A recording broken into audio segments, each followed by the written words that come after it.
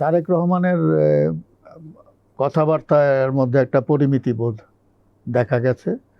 তিনি তর্জন গর্জন তার মধ্যে ছিল না, এবং ওই যে পরস্পরকে গালাগাল, অন্যদেরকে, এই ধরনের তার মধ্যে নাই।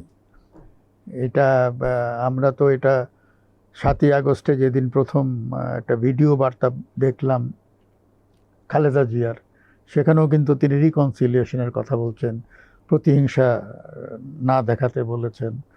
তো তারেক রহমানের কথার মধ্যে পরিমিতি বোধ আছে, কিন্তু বিভিন্ন স্তরে আমরা দেখছি যে বিএনপির মধ্যেও অনেক জায়গায় আছে এবং অন্যান্য জায়গায়ও আছে খুব গরম কথাবার্তা।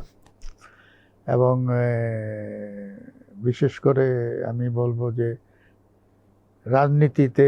রাজনীতির পরিভাষায় যেভাবে স্ল্যাং আমদানি করা হয়েছে, হ্যাঁ, অন্য পক্ষ যদি এই ভাষায় তাদেরকে আপনার গালিগালাজ পারতে থাকে, তাহলে ওই পক্ষ থেকেও কিছু ভাষা আসাটা কি স্বাভাবিক না?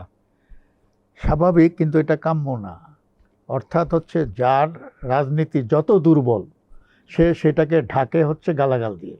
আপনি ভোটে দাঁড়ালে 100 ভোটও পাবেন না, তখন আপনি কি বলবেন? বলবেন ওরে মাইরা ফেলামো, ওরে ছিঁড়া ফেলামো।